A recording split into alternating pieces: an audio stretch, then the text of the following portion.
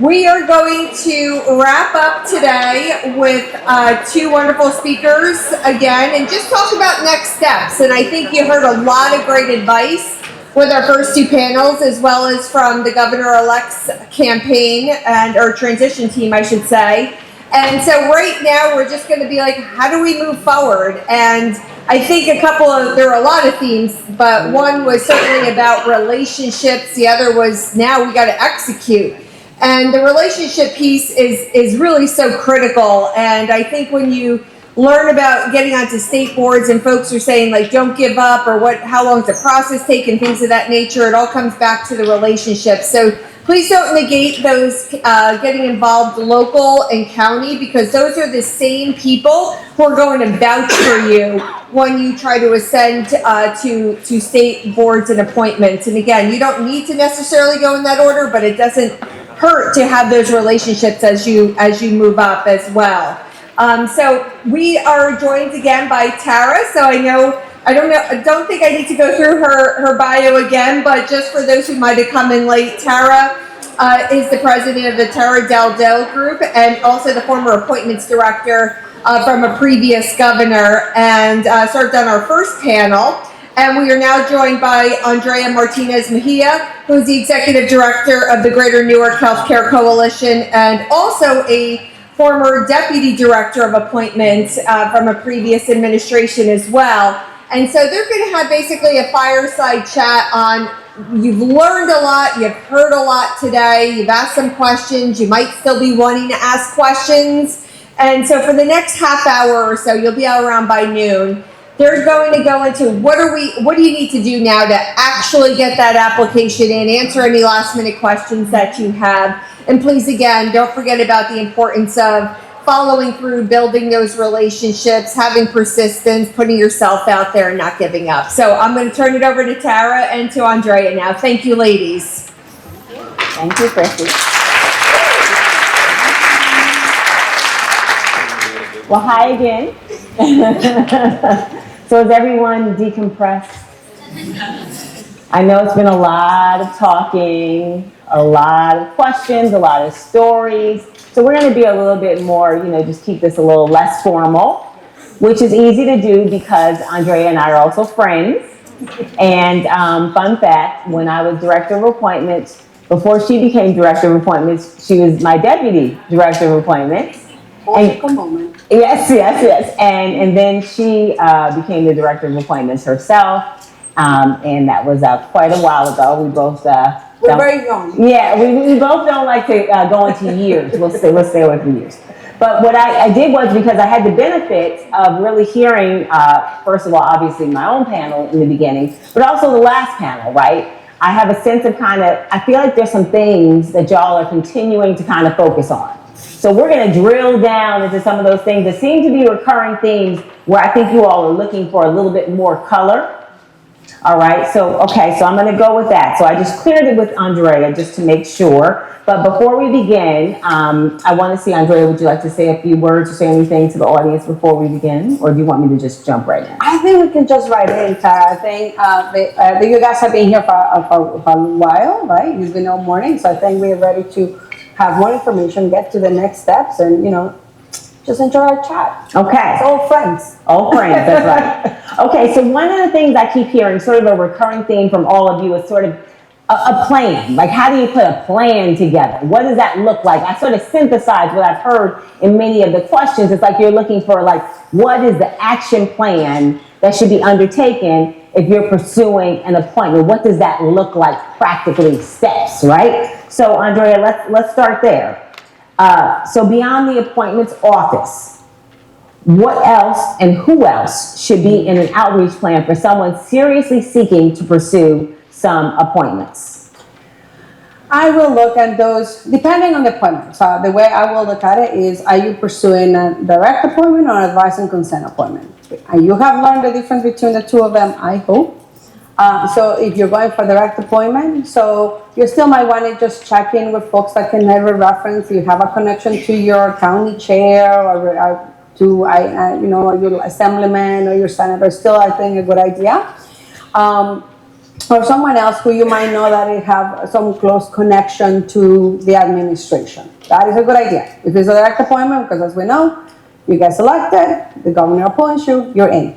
Advice and consent, as we know, you have to get through the nominating process. So it's very important that those folks who are potentially going to come across your name, your reference, they know you. So in your outreach plan, I'll be looking at who are the senators living in your county, because you're going to need advice and consent. You're going to need their sign off. And then looking at also who is on the judiciary committee, and checking in as do they have any connections to them. It's a good opportunity right now because it's going to take some time between we start seeing some of these appointments. It's a good opportunity now to casually start connecting with some folks. Maybe there's some holiday parties coming in. Maybe there is a tree lighting in your town and the senator is coming. So guess what?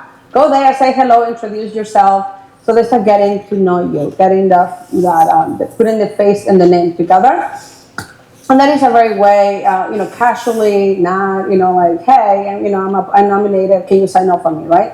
And again, I will say, who are some of your backers in terms of who's close to the administration, some of the associations that you participate on, some of the groups that can, vouch that, yes, indeed, you're a good candidate. And that's what I will do.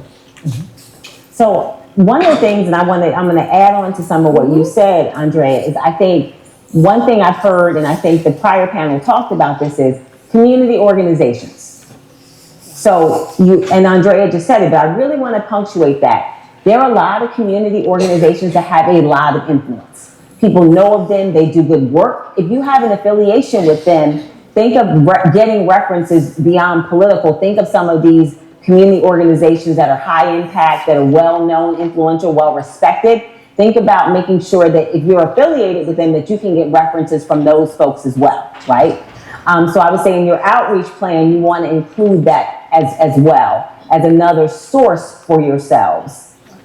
So I think also, Andrea, one of the other questions I feel like I'm hearing a lot of sort of trepidation around is etiquette, right? Like what is just from a very practical standpoint, what's the proper etiquette for reaching out to elected officials, right? If people don't already have relationships, what's the proper etiquette for reaching out? Or maybe you have relationships with other elected officials, but not the ones who might have advice and consent. So what is the proper etiquette for reaching out to elected officials or their staff to support your application, your nomination? What's that look like? Mm-hmm. I think, like one of probably the easier ways to do is finding out if you have somebody who can connect them, right? And it's so much easier to have somebody calling you behalf and made a self-introduction versus picking up the phone and call and said, hi, I'm leaving the district and I want your sign off. So I will say, identify who might know that person, like again, through the town or through your association or somebody might know that can make that introduction for you. If that's not the case, identify in a way that you can casually introduce yourself. And sometimes it's good to know that the elected official, they are busy, they need a lot of people, right? But getting to know the staffer, finding out who the chief of staff is, finding out the legislative director, and that is a person you might want to establish a more closer relationship, call and explain who you are, say, here's my resume, I'm really pursuing this position.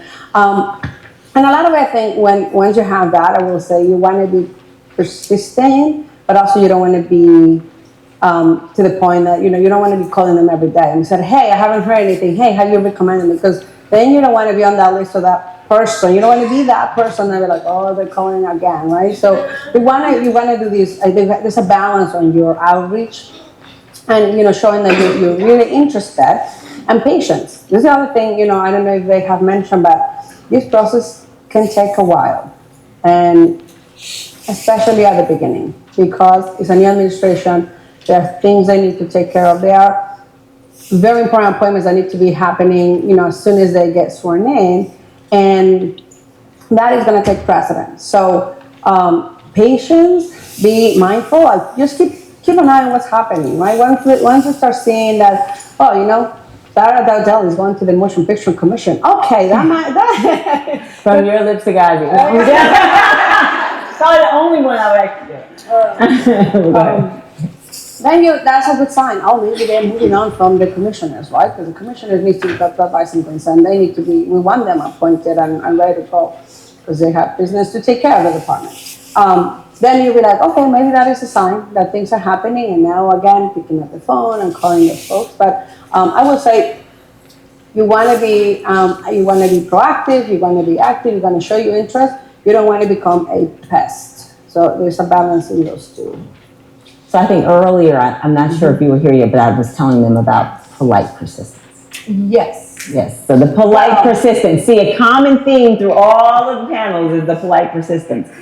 I think another thing I'm thinking about, and just sort of synthesizing everything that I've heard folks say, is sort of how, like another question around actualizing things, right? So we talked about earlier the community, like leveraging community organizations, community networks, community relationships, or even people who you know who are leaders, who may not be elected, but are also just influential, well-respected, right? So with the professional networks, right, and the community connections, and you touched on this earlier, but can you just expand on how folks can leverage the professional networks and kind of what role some of these professional networks play in the appointments process? Yep, certainly. So right now, it's just a lot of folks are interested, right? We have, whether it's like, we are here because the Women Political Caucus, we wanted to see more women elected into positions, elected office, etc. So that's why you're here. So if you're a woman and you're interested, you want to leverage them, right? You want to say, hey, I attend that, really interested. Can you support me, or how can you help me increase my chances to be appointed? The Latinos are organizing something. So we have this year we have this called Serve to Change. It's a website. So if you're Latino or Latina and you're interested in support, just talk to one of our, I don't know that we have some members here, but reached out to that Latino group and said, hey, I'm a Latina, I want to do this, will you support me, will you endorse my candidacy? So I think we have that. If you're an attorney, right, HPA, if you are, there's like the minority bar association, if you are an educator, NJEA, right, reached out to them. If you're in labor, your union, they're all very important. They all, because one of the things that we do, and you want to do, is looking for like a broad, diverse group of people serving on these boards and commissions. So we'll look at those things when you are there and say, oh, the NJA recommend them. Okay, why haven't there's a sort of this a vouch that comes with them, right? If we know they like, we heard that Tara Dowdell knows you and she recommends you, I'm going to look at that resume because I know Tara. Tara and I, say we have a relationship. Tara's not going to send me a candidate that she's not sure about it. I'm going to take that. So you got to identify who those folks are, and don't be shy and to really expand your network. Think of who else. I'm an educator, or I'm in the union. Even your churches, believe it or not, faith-based organizations are very influential in as well, right? So they're very active participants in the process. So talk to your pastor, somebody at church who might be there. Those are your references. So it really is just thinking through, look at all the wide network that you might be access to. And if you don't have it, start building up now. Reaching out. So like I said, if you're not, there's a lot of, board members from the One Political Caucus here. There's folks, if you're interested in how the Latino community are doing this. We have our, brothers and sisters from the African American community, the Asian American community. All of them are trying to get, we're all trying to get increasing representation, and they all have different networks. So if you are, make sure you're connecting with them and let them know you want to participate, because we want to get as many resumes so we can give a good, diverse group of folks to the administration that they can choose from. And I think one thing I would add to what you said, Andrea, which is great points, so especially the faith-based community, right? If you are involved in the faith-based community, I think that's excellent. The other thing that I would add is a lot of the organizations, particularly the professional organizations, put together lists. They prepare lists that they take to the governor's office on day one. So if you are part of any of these organizations and you want to pursue something, make sure that you submit your name and say, I'm not sure if you're submitting a list to the governor's office, but I would like to be included on that list. if you're part of an organization who has not thought of actually doing that, encourage them to put together a list, because organizations often carry more clout because of what Andrea said. Like, thing one is that people are going to feel like you've been vetted, right? That they don't have to be as concerned about you, right? Because especially depending on how well known the organization is, like Andrea said, they're not going to give a list of people that they think would be a bunch of red flags, right? And the other thing about the organizations is, by definition, because they represent many people, they're going to have more weight than one individual advocating, right? So I think that's another thing, is making sure you're aware of, within your own network, there may be resources that are already available to you that you can leverage, right? And understanding how they work. But they will literally, Andrea and I remember this, they would show up with, not to binders full of women, no. Unfortunately, it was binders full of men. And that's why you need to make sure you're on those lists, because they would show up with binders, but really, when I was in the, when we were there together, they would show up with these binders, and it was mostly men, and not just men, it was white men from Essex and Bergen County. I'm like, you can't even do Camden, Middlesex, Gloucester. And I would, and Andrea would, we would get ourselves in trouble, remember, because we would push back and we would say, can you come back with a binder that has a little bit more diversity that reflects our state?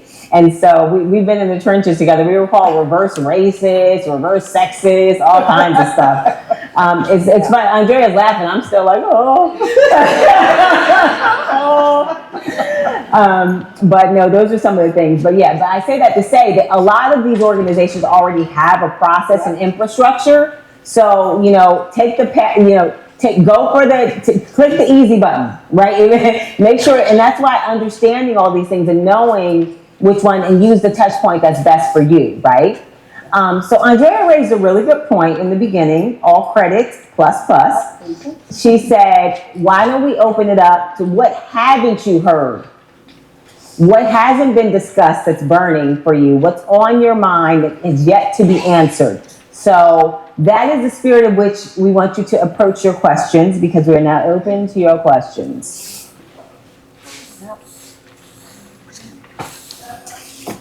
Yep.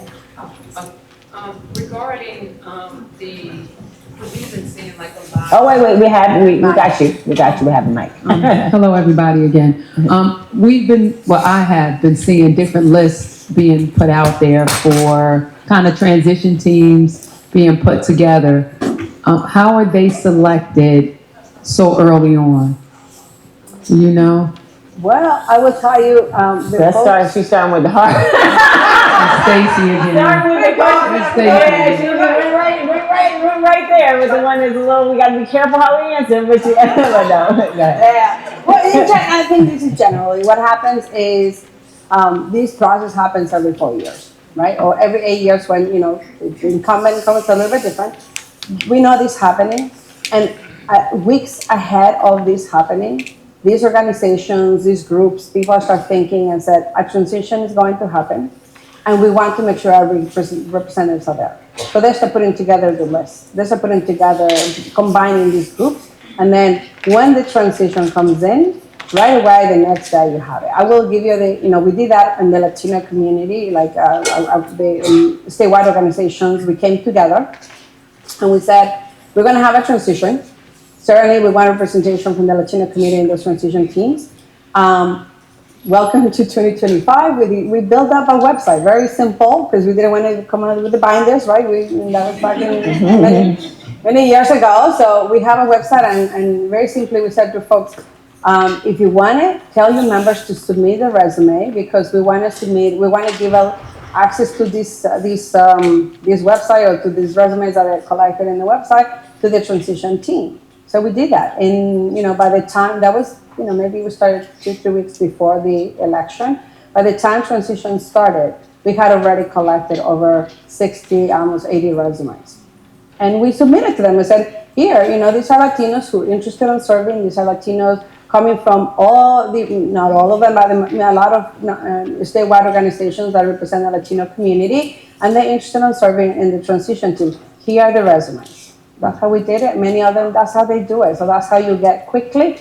Also, they have their own networks, right? So they already have in mind some of the folks that they want to participate. They have folks that they are close to. We talk about, and I know they mentioned, every administration have their own, and even though we all, in this case, we're going from a Democrat to a Democrat, but they have their own networks. They have their own people that they want to, and they have, so the expertise. So it's also, they already have in mind some of the folks that they want to advise them. And they might have been advising them all along in the campaign. So that's how the names on the list come up, and that's how quickly, and it has to be quickly. Transition will end on June 20th at 11, at 12 o'clock when she gets sworn in. So they has to be moved quickly, and that's how it happens. And that's why it's important that you're connected to these folks that are doing that, look for that, connect and find it, because it's an ongoing process. And the other thing is, I think I would add is, don't get discouraged if you start seeing names roll out and you've been pursuing, because at the end of the day, appointments are rolling and they continue. And I think what's more important is to get your plan going, actively pursue your plan, execute on your plan, because even with the advice and consent, sometimes it can take a long time to even have an appointment take place, because all the senators have to sign off, which we talked about at length today, right? And some people, varying degrees of how quickly they will do that, right? Even if they're okay with someone, there's varying degrees with how quickly that will happen. Then the Judiciary Committee has to schedule, there's a lot of things that have to happen and be in place. So I think you can use that time, right, to actually properly pursue and execute a plan. And then also, like Andrea said in the beginning, they already have a lot of, Governor-elect, I keep wanting to say Congresswoman, Governor-elect Mikey Sherrill was a Congresswoman person. She had a staff, right? So of course those people are gonna, the people she knows and trusts, and they've done a good job, of course they would naturally flow into positions. But I don't think you should be discouraged by that. And then the other piece is, in the beginning, I know I said this earlier, but I do really want to reinforce this, is that it is really hard to set up the appointments office. It is, especially at the end of an administration, because at the very end of an administration, someone referenced this earlier, and this happens every administration, they're going to try to put as many appointments as they can through.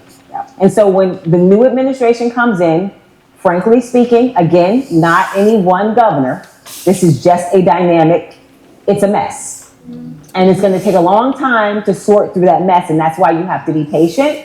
And the best use of your patience is setting yourself up so that when things that become available for you, you're ready. Because it's not as easy as we may be portraying it. I mean, I guess, Janine and Laura did not portray it as easy. They went to war, right? And we're in the papers and all the things, but it can take some time. So I just want to really posit that. And I don't know if others have mentioned, I said, okay, I see all these appointments happening, I submit my resume, and I don't hear anything. So I don't know, there's, every administration does it a little bit different. I think back in the day, we used to send a letter and say, hey, thank you, we received your resume. So at least you have your resume is in and the office actually has it. You might, we were the best, so. What? We knew you wanted to know that your resume was in, so we took time to write a letter. They might send you a questionnaire. There's a candidate questionnaire, so they might send you the questionnaire and say, here it is, you fill it out, and you submit it back, and that's it. You don't hear it, and people's like, will you let me know that I did not get it, or are you ghosting me? Here's the answer. Oh yeah, okay. Well, we used to tell people if they weren't going to get it. We actually used to send a letter. Well, so the ones that were not going to be reappointed to. But sometimes, I tell you one thing, appointments is for a whole period of for 4 years. So the reality is you really want to go into the Motion Picture Commission. And then when I go in there, they go in there and they realize there's no seats available. So we cannot put you there. We have to wait until a seat becomes available to nominate you and put you there. And that might be a few months. Some of them might be years. So if you don't hear anything and there's 2 years and you don't be like, I'm ghosted, they didn't tell me, I did not get picked, and here I am wondering. The reason is because we might be considering you for something else, or we might be waiting for a seat to be open, or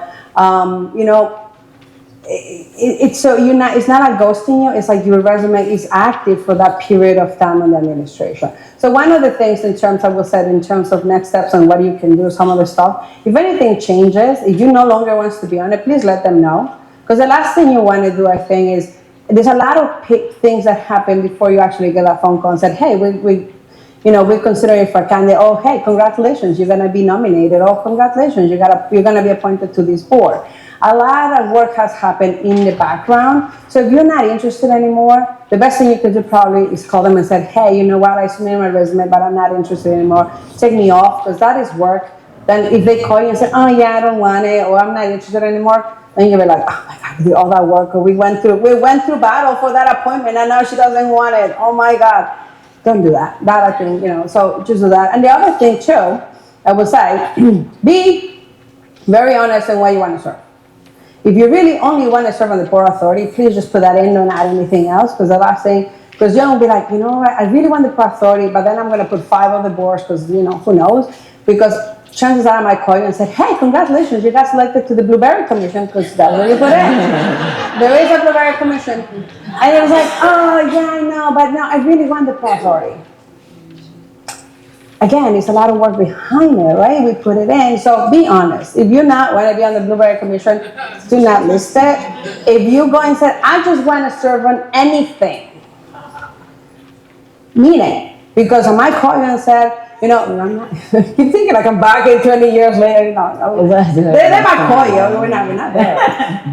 They might call you and say, hey, congratulations, you're going to be on the board of the licensing of electrical engineers. And you're like, I don't know anything. I'm not an electrician, I don't know anything about it. You got picked because we need consumers, right? You own a home, you need the lights on, that makes you a consumer. So please be honest with them in terms of what you are willing to consider. So they'll just put something there, and then they call you, because there's a lot of work that goes behind it. And then when you said, yeah, then it's okay. Maybe the first time I said, okay, well, she didn't want it, but let's put something else. But you keep being like, no, thank you, I don't like that one. Then you're gonna might as well be blacklisted at that point. So be honest, and in terms of what, be patient. No, they're not ghosting you, but also understand that your resume, once enters the system, pretty much is gonna stay there for the 4 years, unless you call and said, I'm not interested, or unless you get appointed, and then that's great. We move on to a board commission. She's been patiently waiting. Oh, sorry. First of all, just thank you both and thank everybody. This has been an amazing morning. I'm Carly Rothman-Saditsky. I'm from Hopewell Township. My question is about security. We hear a lot about harassment and targeting of women in elected office, and I'm curious what your perspective is of targeting of women in appointed office, and what those of us who are interested in entering that process can do proactively to protect ourselves against whatever risk you're seeing. Great question. Great question. We are in different times, indeed. I think, I will say, one of the things, you are entering the public office. You are appointed, your name is going to be there. People are going to know that you've been appointed to, and especially those high ranking or very visible boards, your name will be there. And the minutes, all that is open to public record. So you have to be comfortable with that. And in this state and age, you can find anything, right? You can find, and that is actually a recommendation in terms of even when you're doing your application, make sure you check what is out there for you. Like, this is what they're gonna do. Like they're gonna LexisNexis or they're gonna Google. So do yourself, put your name in and see what comes up, because those are big red flags. If there's anything there, then you're like, oh, okay, that's gonna come up. I need to talk about them, just because that's what they're gonna do. You have to vet it, but people are gonna be able to do that as well. I'm not so sure. And I'm not so sure they're gonna get so much into the appointment commission versus actually being elected official.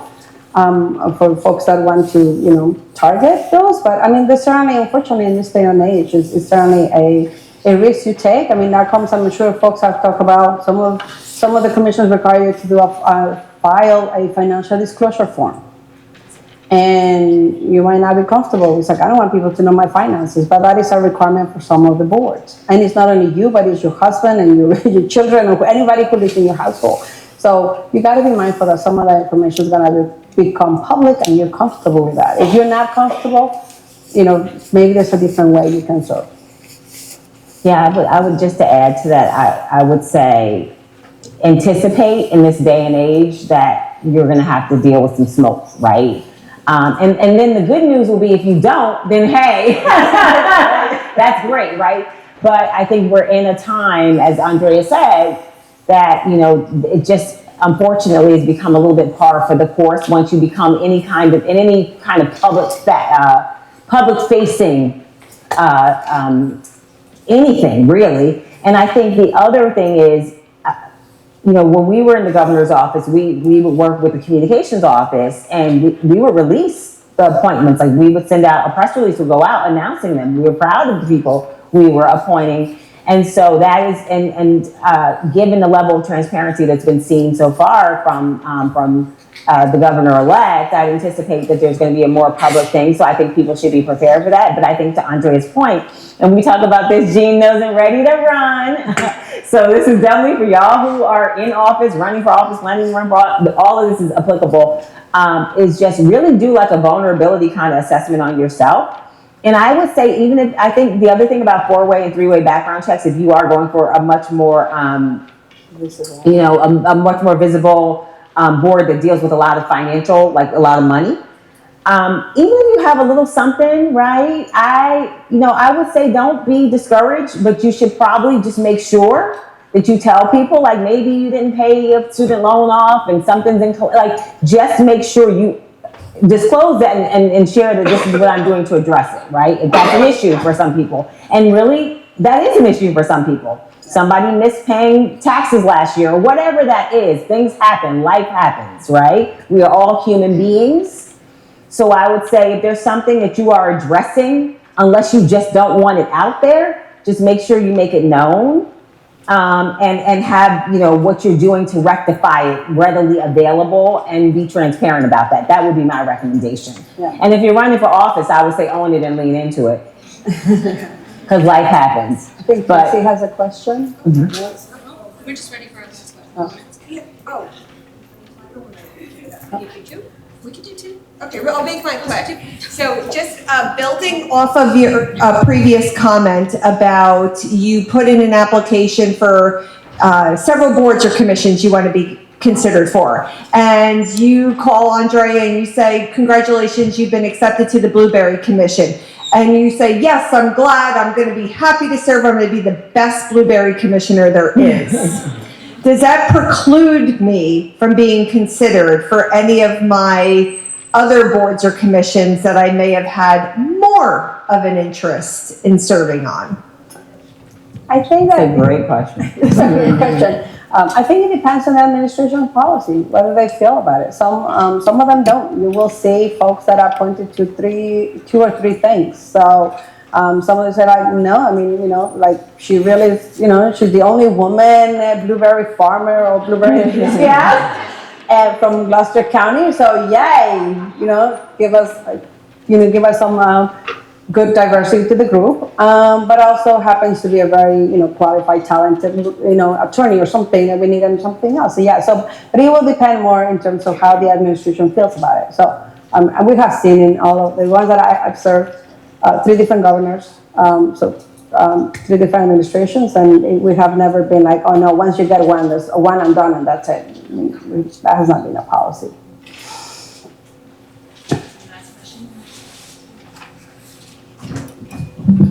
Thank you. My name is Sonia, Somerset County. I work at the General Assembly Majority Office. I have a question. You said that sometimes the process could take years. Obviously, your employment might change during that time. You might be changing your residence. So do you advise checking in and updating your resume and resending it with that information? What are your thoughts? Yeah, any changes you have, definitely. I will say one, because some of the stuff you might be looking at is, let's say you're moving. We might be looking at, and some of the boards actually require you to have certain residency restrictions in terms of the geographic area. We pick the Port Authority because everybody likes that one. The Port Authority, one of the restrictions is some of the commissioners have to live within a certain mile radius of the port. So if you want the Port Authority, you live in Elizabeth, you're in. But if you're like now, like you're moving to Gloucester County, you're out. So yes, you do, and you know, again, there's a lot of vetting that happens behind the scenes. So any changes to it, you might want to, you know, just let them know because that might change where you go. You know, that might change what you're being vetted for. And you know, and I said, I think a lot of it because there's a lot of work, a lot of things behind the scenes. The last thing you want is like a call you, it's like, oh Sonia, congratulations, we're going to nominate you to the Port Authority. Okay, great. And you know, it's like, oh, I no longer live in Elizabeth. Okay, now we'll have to start the process all over again. So, But also, if you know you're moving, that's right. if you know you're moving ahead of time, but no, if you know things are going to change for you ahead of time, it's probably good to say that up front, right? Not to wait till it happens to say, hey, I might be moving for whatever reason, just because then we might say, let's see if we can work on something else where there's no residency restriction, right?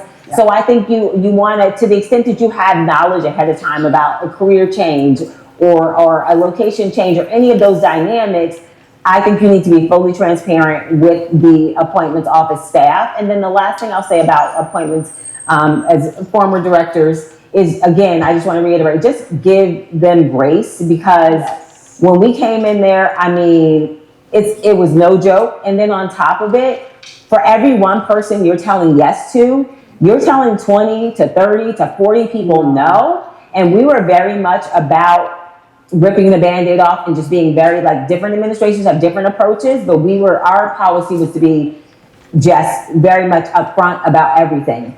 And I gotta tell you, most people are wonderful and gracious, but some people are not. And it's a really tough job. It was probably other than running my business, it is the hardest job I've ever had in my life was appointments. Other than running a business. I learned to say no very quickly and get comfortable with it because, we say no all the time, you know, for like every one person that got a yes, I'm super excited. We went through a lot of the no's. And the last thing I will also say, once you get appointed, the last thing we want to hear is people say like, she's not showing up for meetings. Yeah.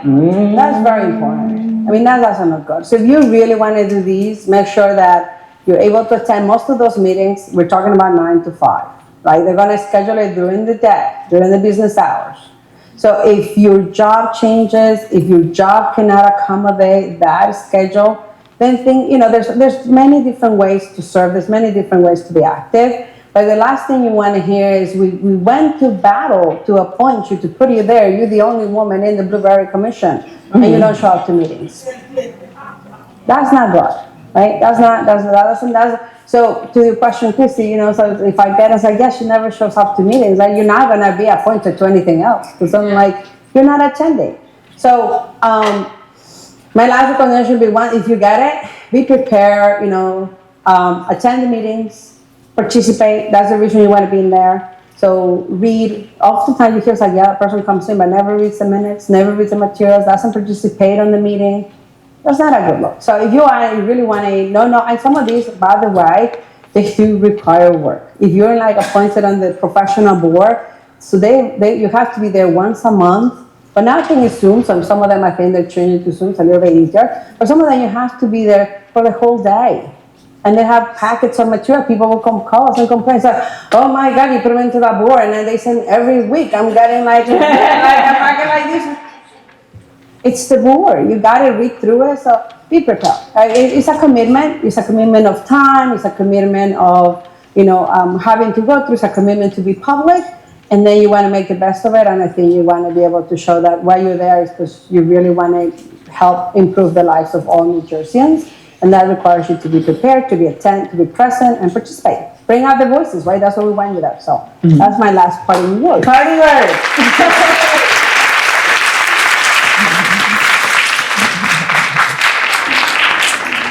Aren't they so fun and so knowledgeable and just thank you so much for being here. And I know that department, she said 20 years. Sorry. I want to thank, on behalf of the center, on behalf of the caucus, I want to thank the both of you for being here, and on behalf of the audience, I'm sure they're so grateful to you for all of your advice, and we really, really appreciate you. I do want to just say, just a couple of housekeeping items. There is like a QR code in your folders to a survey about a feedback survey about your experience. We really appreciate your feedback, and we need it for planning future programs. So please, please, please fill it out. There are also links to other resources, including the transition teams portal and the governor's website, where you can look up the different boards and commissions, and our website and the caucus's website. But again, I'll turn it over to Chrissy, but thank you all for being here, and thank our panelists and all of our speakers today. Thank you. And thank you all again for all of your excitement and enthusiasm. Thanks to our panelists. Thanks to the caucus board, who's in attendance. Everybody wave who's a caucus board or fellow Rutgers chapter. Thank you. And to Megan. Guys, now it's the ball's in your court. So get your resumes ready, your cover letters, resume. You'll have the portal, and please submit. So good luck to you all. We're here as a resource. Thank you.